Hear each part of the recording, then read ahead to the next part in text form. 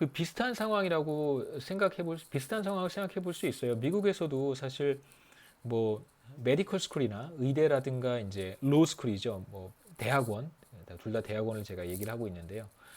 뭐 의전원이라든가 이제 법학 전문 대학원 이 두 가지 미국에도 있습니다만 여기 학생들은 론을 받는 게 되게 쉬워요. 왜냐하면 졸업한 다음에 대부분 다 취업을 하고 의사가 되든 혹은 뭐 로여가 되든 다 취업을 하고 상당히 높은 소득을 벌 수 있기 때문에 얻을 수 있기 때문에 금융권에서 이 친구들한테 대출을 비교적 쉽게 해줍니다. 그런데 만약에 뭐 제가 철학과 박사과정에 있다든가 혹은 뭐 히스토리 박사과정에 있다면 그러면 약간 주저할 거예요.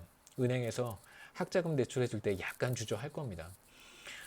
그 실제로 학생들이 뭐 혹은 젊은 사람들이 스튜던트 론이 아니라 학비, 학자금 대출이 아니라 다른 형태의 대출을 받으려고 하면 그러면 우리나라는 10중 8구 담보를 제공을 해야 돼요. 뭐 부동산 같은 게 있어야 혹은 뭐 자산이 있어야 대출을 받을 수 있습니다.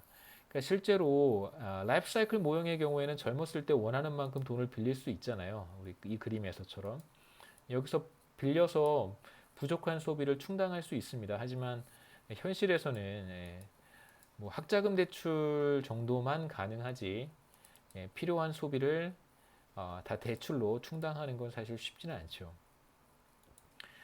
젊었을 때 돈을 빌려서 쓰고 한참 돈을 벌 때 저축을 하고요. 그다음에 나이가 들면 저축한 것을 가지고 생활을 합니다. 대표적인 문제점은 뭐냐면 바로 많은 사람들이 그렇게 차입을 쉽게 할 수는 없어요. 차입의 제약이 있습니다. 이거 우리가 이제 거시경제학에서는 borrowing constraint라고 하는데요. 차입 제약. 그러니까 예산 제약뿐만이 아니라 예산 제약은 이제 우리가 뭐 소비만 한다면 저축 같은 거 안 하고 주어진 소득 내에서 이제 지출을 해야 되는 게 예산 제약이잖아요. 뭐 우리가 소비와 저축을 같이 한다면 소비와 저축의 합은 절대 제가 가지고 있는 소득을 넘어설 수 없습니다. 이게 이제 예산 제약인데 이거에 더해서 사실은 빌리는 것이 애초에 완전히 불가능할 수도 있고 빌릴 수 있는 금액이 뭐 제한되어 있을 수도 있습니다.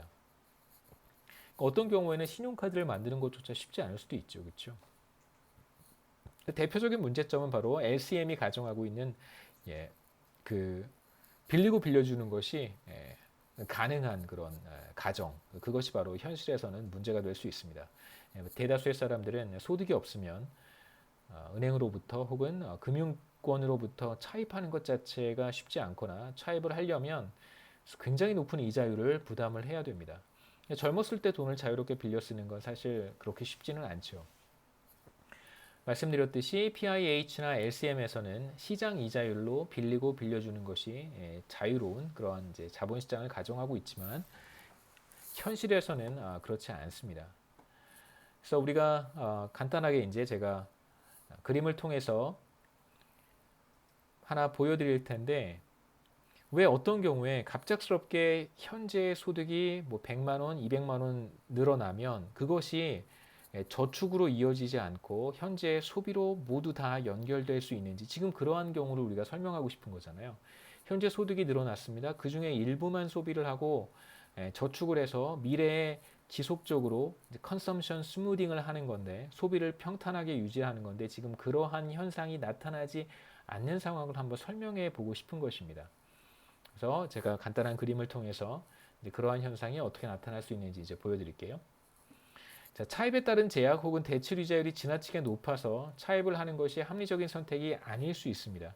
그러니까 차입을 하는 것이 합리적인 선택이고 이자율이 굉장히 높다면 빌리는 것 자체를 그러니까 본인 스스로가 소비자 스스로가 빌리지 않는 것을 선택할 수도 있다는 뜻입니다. 이자율이 지나치게 높다면.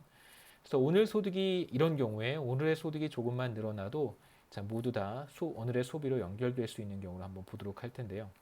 그러니까 이자율이 낮았었더라면 미래에 내가 어느 정도의 소득을 얻을 수 있잖아요. 특히 젊은 세대의 경우에. 그러면 이제 빌리는 것이 비교적 자유롭다면 미래에 발생할 소득을 현재로 끌고 와서 현재의 소비를 하고 미래가 돼서 소득이 발생하면 그때 가서 이제 대출금을 상환하면 되는데 만일 미래의 소득을 끌어오는 것이 매우 매우 힘들거나 매우 높은 이자를 지급을 해야 된다면 그러한 선택을 하지 않을 거라는 거예요. 그래서 현재 낮은 소득만큼 소비하고 미래에 소득이 많아지면 그때 가서 또 많이 소비를 하고, 자, 이런 상황에서 만약에 현재 소득이 갑자기 늘어나면 이 사람은 원래 애초에 미래 소득을 땡겨 와서 더 많이 소비를 하고 싶었던 사람인데 현재 소득이 늘어나면 이제 그걸 소비로 연결할 인센티브가 굉장히 강해지는 것이니까 이러한 사람은 현재 일시적으로 늘어난 소득이 모두 다 현재의 소비로 이어질 수 있다는 뜻입니다.